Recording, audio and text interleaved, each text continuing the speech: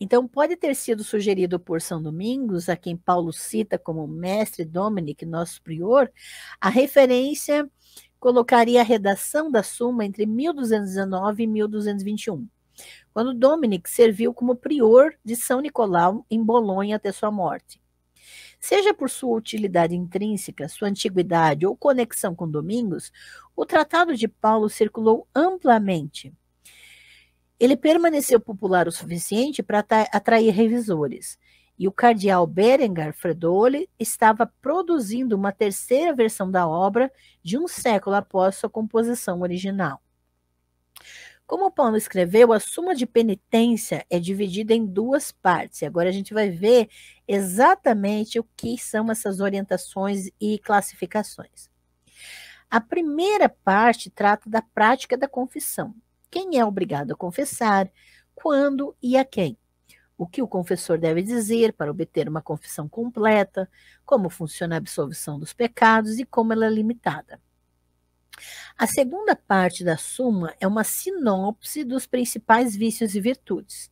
Os vícios são organizados seguindo a classificação de Gregório em torno dos 7 vícios capitais listados aqui na ordem: vanglória, ira, inveja, preguiça, avareza, gula e luxo. As virtudes são as 3 teológicas, as 4 cardeais, mas elas estão misturadas de uma forma estranha: prudência, justiça, fé, esperança, caridade, fortaleza e temperança. Paulo subdivide cada um dos principais vícios e virtudes em outras categorias, mas essas categorias não recebem mais do que uma breve definição. De fato, a maioria das sessões intituladas separadamente, na segunda parte da Suma, consiste em não mais do que algumas linhas. Por exemplo, a impaciência é não conter um movimento impetuoso da alma. Só isso. Ou embriaguez é o excesso de bebida. Então veja que ele é bem mais curto nessas subdivisões. Os principais vícios recebem um pouco mais de atenção. Os 3 subvícios ocupam Paulo por mais do que o habitual punhado de linhas. Ele trata do desprezo e do perjúrio em uma extensão normalmente reservada para vícios principais. E dedica 3 sessões separadas à falsidade. E aí você percebe o que ele considera mais importante quando ele dedica mais espaço para aquilo. Mas essas são pequenas dilatações no padrão do texto.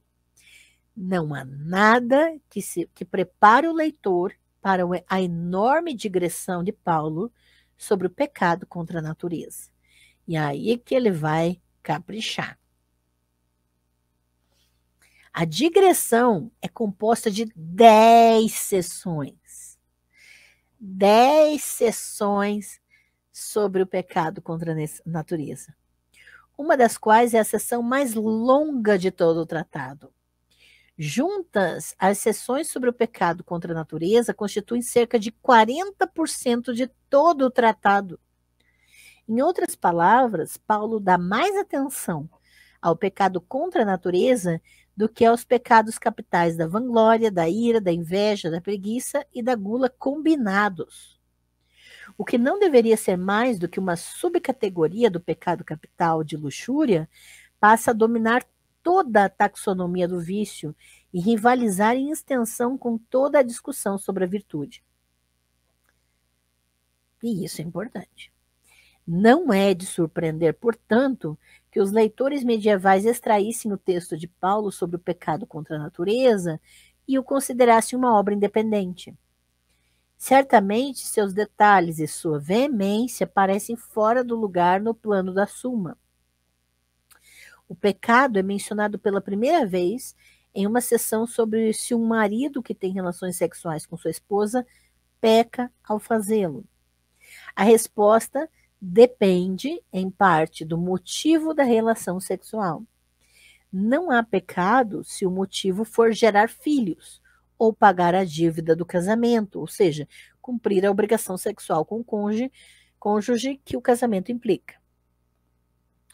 Há pecado venial se o motivo for evitar a incontinência, ou seja, impedir-se de cometer o pecado pior por causa do desejo sexual. A relação sexual dentro do casamento é um pecado mortal se a causa for um excesso de desejo produzido por afrodisíacos ou o hábito de copular quando há pouco desejo. O pecado mais letal de todos surge quando um homem conhece sua esposa contra a natureza. Aí você pega assim, peraí, mas o pecado contra a natureza, então, é um jeito do homem conhecer sua esposa? Então, vamos entender isso.